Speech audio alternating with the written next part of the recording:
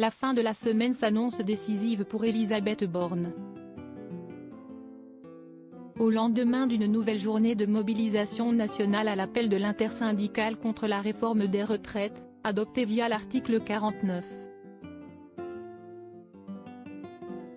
3 de la Constitution qui permet à la Première ministre d'engager la responsabilité de son gouvernement, le très controversé texte de loi doit passer l'épreuve du Conseil constitutionnel ce vendredi 14 avril.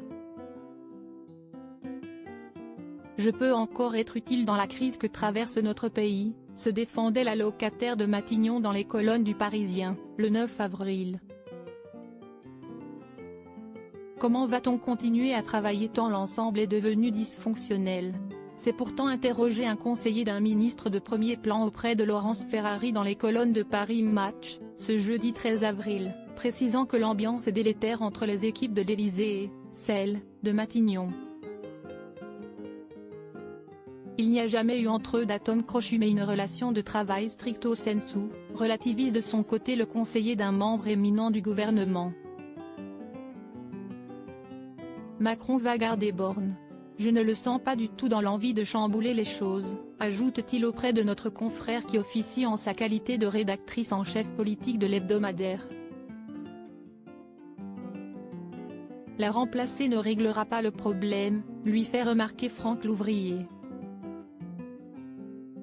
Selon cet ancien conseiller de Nicolas Sarkozy, maire de La Baule, le président doit expliquer ce qu'il veut faire pour les prochaines années de son mandat. Est-ce qu'il va oser aller vers une politique plus à droite, plus assumée? Voilà l'enjeu, argue-t-il. Qui sont les hommes qui ont compté dans la vie d'Elisabeth Borne? Elisabeth Borne sacrifiée par Emmanuel Macron? Emmanuel Macron poursuivra-t-il ou non avec la seconde femme nommée chef du gouvernement? Les avis divergent. Il va laisser Elisabeth Borne aller jusqu'au bout du calvaire, jusqu'à l'été, voire l'automne, même si elle est morte politiquement. Le temps pour lui de trouver une solution, hypothétise un ex-conseiller du chef de l'État dans les colonnes de Paris Match.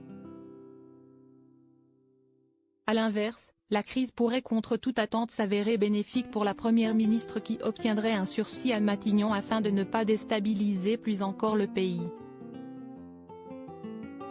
Elisabeth Borne ne doit pas payer les pots cassés, déplorait de son côté l'eurodéputé Renaissance Pascal Canfin dans l'édition du Monde du 8 avril.